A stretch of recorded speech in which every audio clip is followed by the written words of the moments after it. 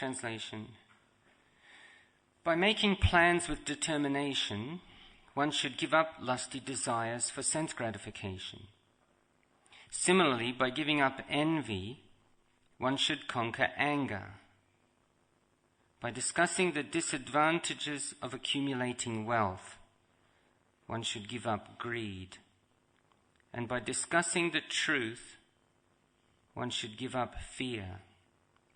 Purport: Srila Vishwanath Chakravarti Thakur has suggested how one can conquer lusty desires for sense gratification. One cannot give up thinking of women, for thinking in this way is natural. Even while walking on the street, one will see so many women. However, if one is determined not to live with a woman, even while seeing a woman, he will not become lusty. If one is determined not to have sex, he can automatically conquer lusty desires. The example given in this regard is that even if one is hungry, if on a particular day he is determined to observe fasting, he can naturally conquer the disturbances of hunger and thirst. If one is determined not to be envious of anyone, he can naturally conquer anger. Similarly, one can give up the desire to accumulate wealth simply by considering how difficult it is to protect the money in one's possession. If one keeps a large amount of cash with him, he is always anxious about keeping it properly. Thus, if one discusses the disadvantages of accumulating wealth, he can naturally give up business without difficulty.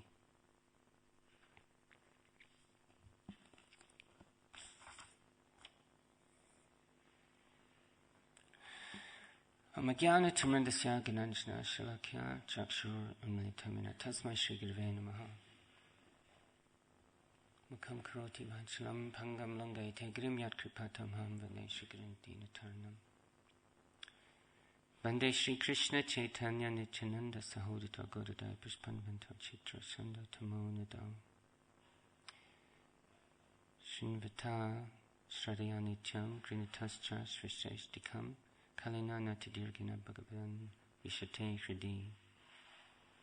One who is constantly reading the Srimad Bhagavatam and is always taking the matter very seriously will have the Supreme Personality of Godhead manifested within their hearts within a very short time. Asankalpaj jayat kamam krodam kama vivarjanat artanartek shayalobam bayam tattva vimarshanat. By making plans with determination, one should give up lusty desires for sense gratification. Similarly, by giving up envy, one should conquer anger. By discussing the disadvantages of accumulating wealth, one should give up greed. By discussing the truth, one should give up fear. There's different ways to approach this verse. In the verse it says, making plans with determination, you can give up lusty desires. And in the purport, Prabhupada says, if one is determined, again, if one has determination not to be envious, one can conquer anger. It seems to give the impression that it's all down to determination. You know, if you can white knuckle it, you can sort of do anything. But that's really not the case. This determination and conviction is involved, but our system of renunciation is stated in the Bhagavad Gita, Vishaya vinivartante niraharasya dehina raso varjam rasopyasya param drishtva nivartate. You can give up the objects of sense gratification, but the taste for sense objects will remain. But ceasing such engagements by experiencing a higher taste, the person's fixed in consciousness. So, what is this higher taste? It's understanding a higher reality, a higher experience. So when you have something that's superior, you can give up something that's inferior. But first you have to realize the hierarchy. You see, it's like it says in the Bhagavatam also, that it is a clear hierarchy in terms of material energy. You know, the mode of ignorance, the mode of passion, the mode of goodness, and then transcendental. And passion's higher than ignorance, and goodness is higher than passion, and transcendence is the highest. But everybody's thinking from their perspective that what they're doing is coherent and is intelligent and is the best situation for themselves. Otherwise they wouldn't be doing it. So it's not such a simple thing to kind of go through the gears and get into top gear. Spiritual life is meant to be faster than a speeding bullet. So if someone's thinking yes, this situation I'm in is the best I can be doing for myself, then you have to convince them that there is something better. But Maya is very powerful, and people aren't that easy to convince. So unless someone is very equipoised and very rational and very logical, they can be very hard to convince. Most people are not that rational and not that logical. It's my experience. So then we see that devotees, they have so many strategies for helping people make advancement. And often it's a case of sometimes it's just a case of praying for the person or giving them some experience of Krishna consciousness that gets under their conscious guard. It gets inside their defense. So it can be done through Agyata Sukriti.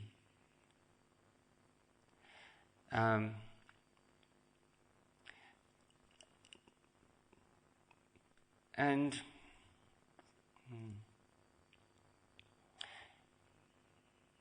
if someone hasn't got the ability to absorb knowledge on its own merits, then that knowledge has to be smuggled into that person's consciousness, surreptitiously if needed.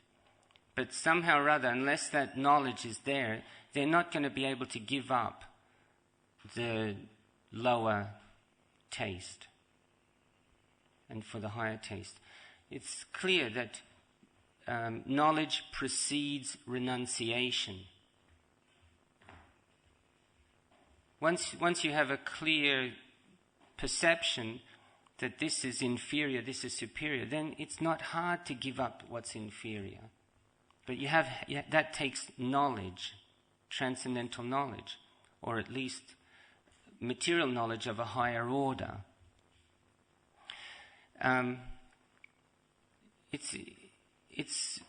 That's why books like Bhagavad Gita and Srimad Bhagavatam are invaluable, and that's why they are considered the highest praman, the highest evidence.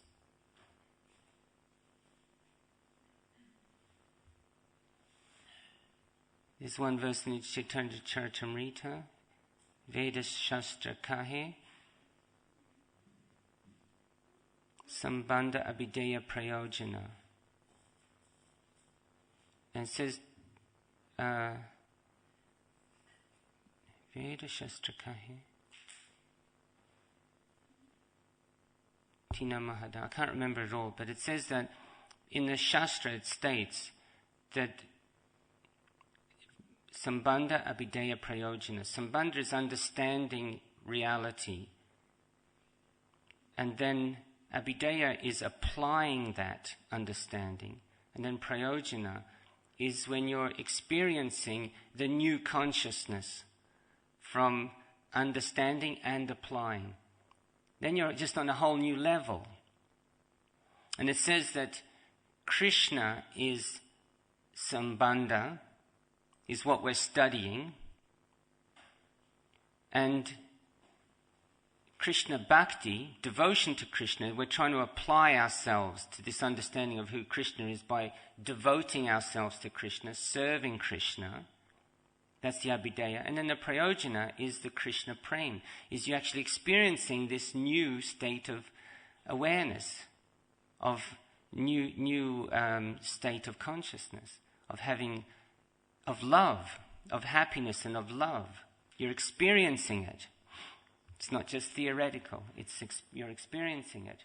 And that's the Prayojana. And it says, Tina Mahadan. Dan means wealth. These are the three greatest riches that there is. Those three greatest riches are Krishna, Krishna's service, and love of Krishna. You don't get any richer than that. And those riches have no inebrieties. There's like no strings attached. It's just ecstatic with no strings attached. Prabhupada's saying here in the purport, and it's mentioned in the verse, that if you really study wealth, the botheration of it, the trouble of it, acquiring it and then looking after it, then it's not really, you can give it up. Discussing the disadvantages of accumulating wealth, one should give it up and should give up greed for acquiring.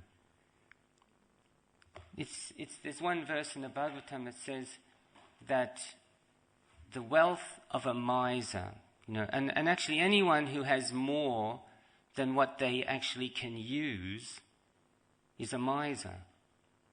If anyone has more material assets than what they can utilize, then all the material assets that they're not utilizing, what's going on with them? They're just being hoarded in that case. So that person's considered a miser. Whenever you have material assets that you're not able to engage in Krishna's service, or in some positive, beneficial service, then to that extent you're a miser. So it says in the Gita, in the Bhagavatam, that the wealth of a miser torments them in this life. It torments them because they have all this wealth and all this opulence, and they can only eat 3 chapatis a day. And they've got all this capacity. And they've got all these people envying them for having so much wealth. And like Prabhupada said, they're trying to they're looking over their shoulder, who's, trying to exploit me or take advantage of me. Is this really my friend, or is this person my friend only because they want to ask me for some money? All sort of famous celebrities have this problem. Who's really my friend? Who really appreciates me for who I am, and who's appreciating me just because I've got all this money? There's so many disadvantages. Whereas someone who is practicing the principle of Isha Vasyam Idam Sarvam, as stated in Isha Upanishad, they're very streamlined. There's no excesses, there's no extra baggage. They're just moving smoothly through to the goal of life. So it says that if you have more than you need, you're considered a miser, and that extra that they have that they don't need, it torments them. It is a bit like having all this extra baggage. And then, if you're going to move from A to B, there's this whole kind of ordeal of logistics, of, lifting the luggage, and then taking it over there, and then going back for a second trip because you couldn't take it in one go, and then, you have to have somebody looking after it over there in case somebody steals it while you go get the rest of it, and it's just a whole trip for the head. And it says, so it torments them in this life, and in the next life, it sends them to hell. So it's a double whammy. When you have more than what you need, not only does it torment you in this life, but in the next life it sends you to hell. Terrible. It's a bad deal. But that's what happens when someone doesn't have transcendental knowledge. And when somebody does, then they, by dint of that transcendental knowledge, they can become renounced. Otherwise, you can't become renounced. You just can't. Because the material energies are attacking you from all corners. There's advertisement going on everywhere. And unless you're protected, it's like, your flu jab or your inoculation. Unless you're protected by chanting and imbibing this knowledge, it's going to get through. Like I said earlier, if someone hasn't got that rational, logical ability to just discuss philosophy and come to intelligent conclusions, then things have to be smuggled under their conscious radar if they're going to change. Otherwise, they don't change. And many people don't change for their whole life. They just become fossilized, in a sense. They become very rigid, cynical, defensive, and paranoid. And it's just like a process of hardening of the heart. That's what happens to many people. So if we're not practicing Krishna consciousness, what happens is things get under our radar. Sense gratification things get under our radar, just from, images and vibrations. The whole commercialization of life and all the advertising, it just gets under your radar. And we know from Bhagavad Gita, Jayato Visham Pumsam Sangateshu Bhajayate Sangat Sanjayate Kama Krodha Bhajayate. Just what this verse is talking about. When you contemplate something, then you develop attachment, and from attachment comes lust, and from lust comes anger. It's a chain reaction.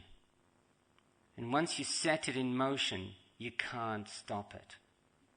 Once you set it in motion. So prevention's better than cure. The idea is not to set it in motion. So therefore, the contemplation should be guided by higher authorities. You see, I heard one devotee give a class, and he said, you can choose which modes of nature to associate with. But once you've chosen, that mode of nature chooses you.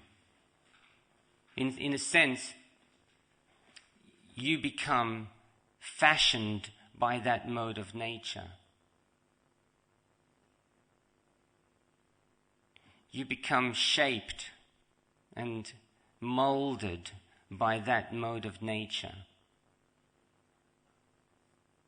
It starts to wield its influence on you. So there's all this advertising, and all this advertising is simply seeking to connect with your false ego, or with our false ego, that we're the controllers, we are the enjoyers. The advertisement is trying to connect, and as soon as we start to contemplate, that would be really enjoyable. I could really get some influence in my environment if I got that product.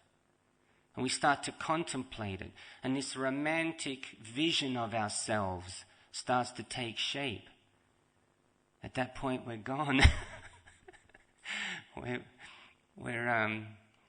At that point, we're starting to depart from reality.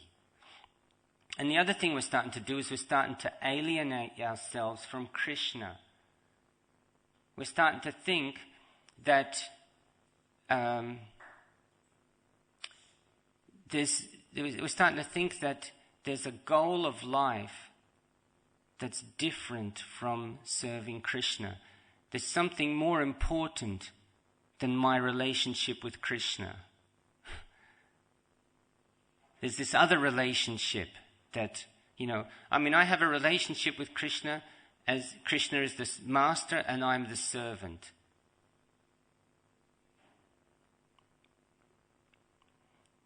But we start, the indoctrination can start to happen, that we start to think, I have a relationship with myself in a different identity. I have a different identity than servant of Krishna.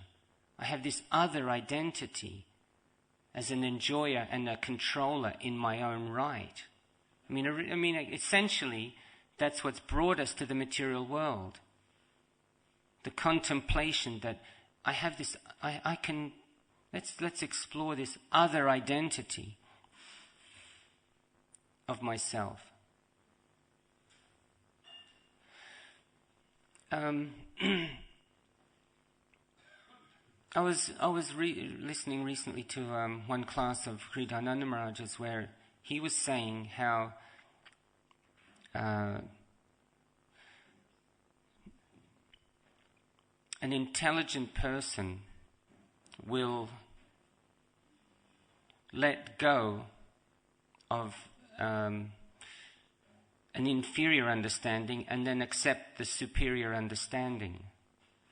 And he was discussing this very point about the modes of nature.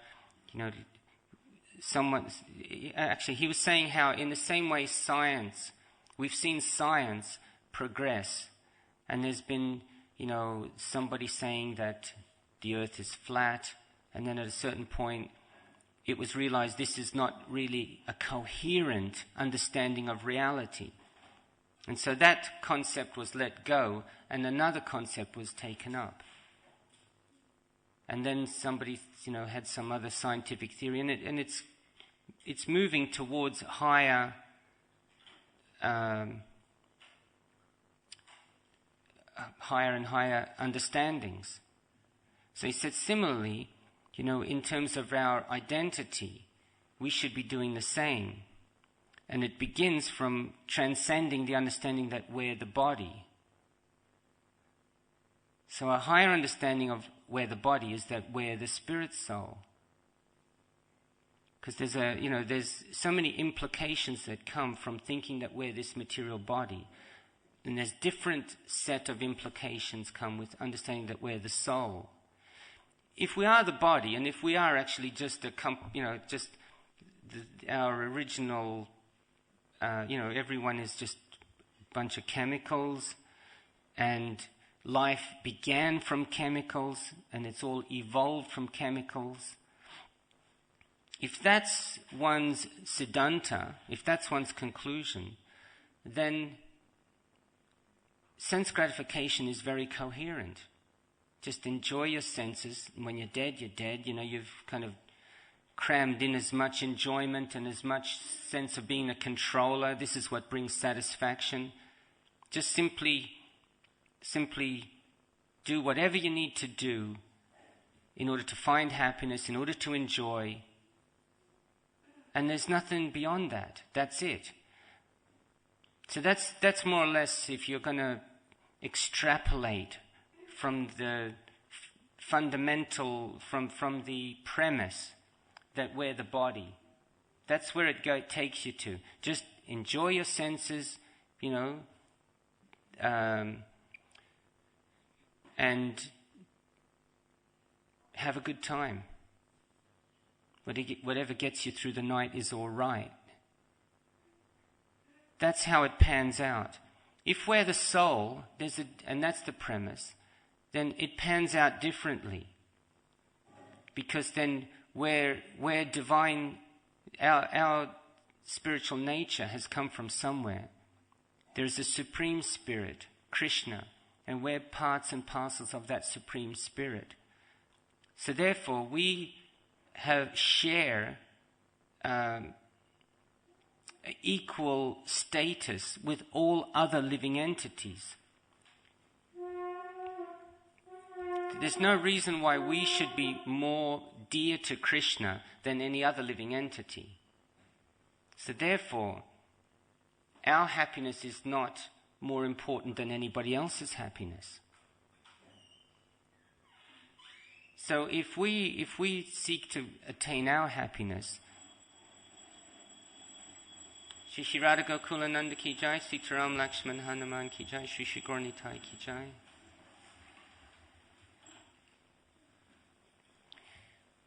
If we try and find our happiness at the cost of somebody else's happiness, then the Supreme Soul, Krishna, will not be pleased with us. And then what will happen is we'll have alienated ourselves from our relationship with Krishna. So this is how things pan out. If we start to understand that we're spiritual, we start to understand that no man is an island. We're not independent. We have to find a way of being in harmony with the world around us. And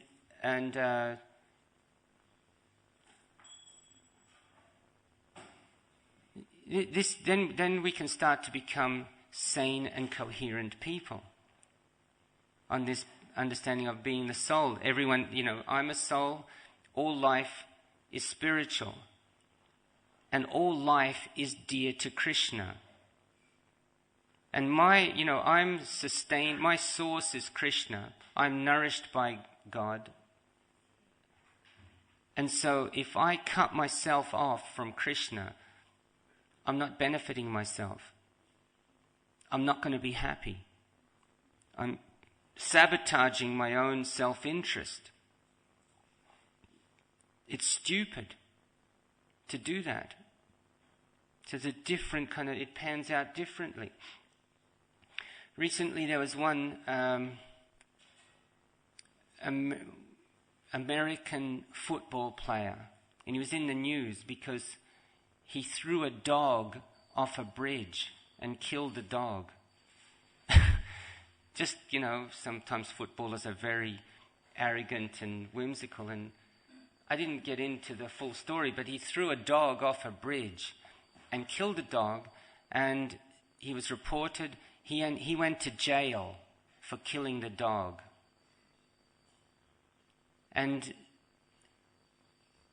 America was outraged because, just as in England, if somebody killed a dog, people would be outraged. But the people who are getting outraged are the same people who are going to McDonald's eating hamburgers. How it's not coherent. The contradiction is just so gross. The cows are getting killed by, the millions. And here's this one guy threw a dog off the bridge and the whole country's up in arms. And they don't see it. Because they've got this fault, the premises upon which they are trying to understand reality are false. And we all know that when you have a false foundation, whatever you build on a false foundation is either going to grow crooked or it's going to collapse. And actually most people, their whole world is built on such a false foundation that, especially when it goes up towards the time of death, everything starts to collapse. It all collapses. And many people, actually one out of 6 people in America, 1 out of 6 over the age of 80 gets Alzheimer's. Sorry, no.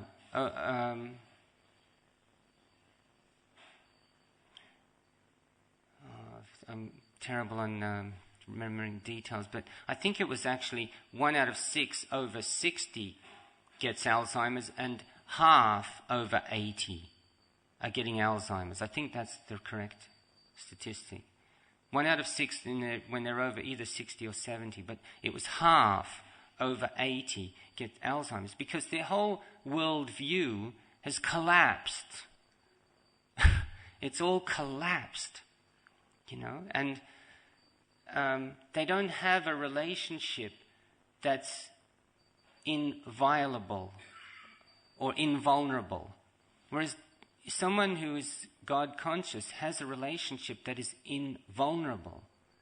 And therefore, like in this verse, it's saying, if you have determination, you can give up lusty desires, don't worry about getting wealth, and you can give up envy and things like that. Because what allows a person to have the strength to withstand the material energy when the material energy is coming at you with lust and greed and anger?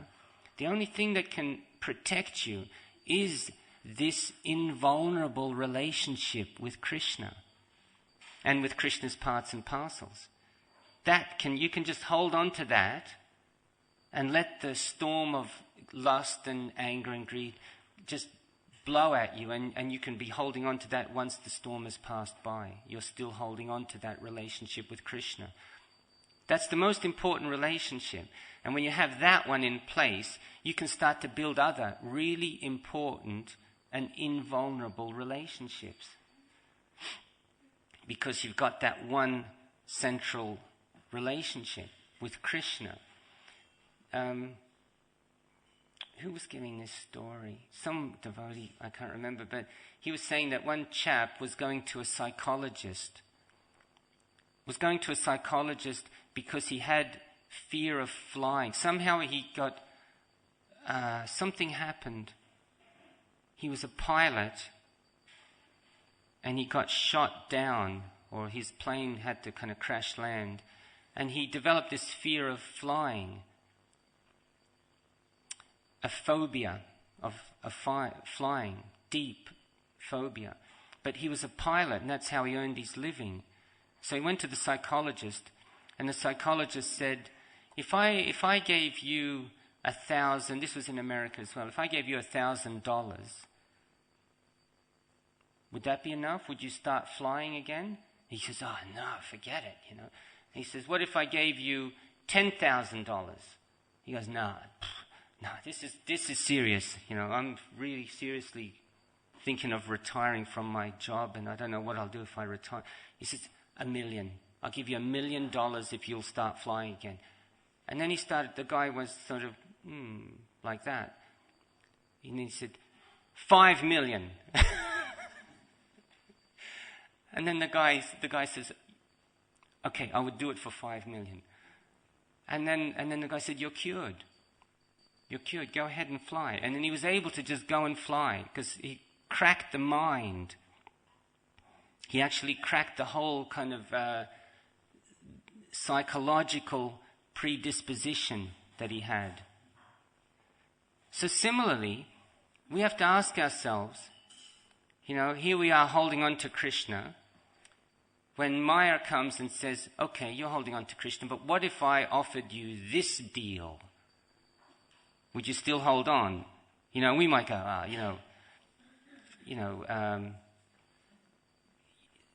bank account and beautiful this and car. You can no.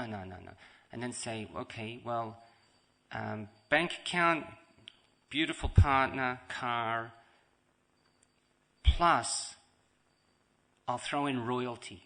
I'll actually make you someone who's like a queen or a king. And we might just start thinking, wow, I wonder what that would be like.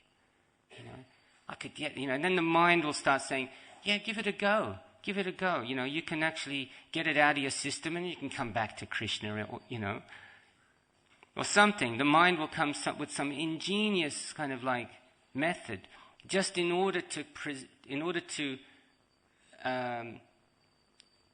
keep installed on the throne our false ego.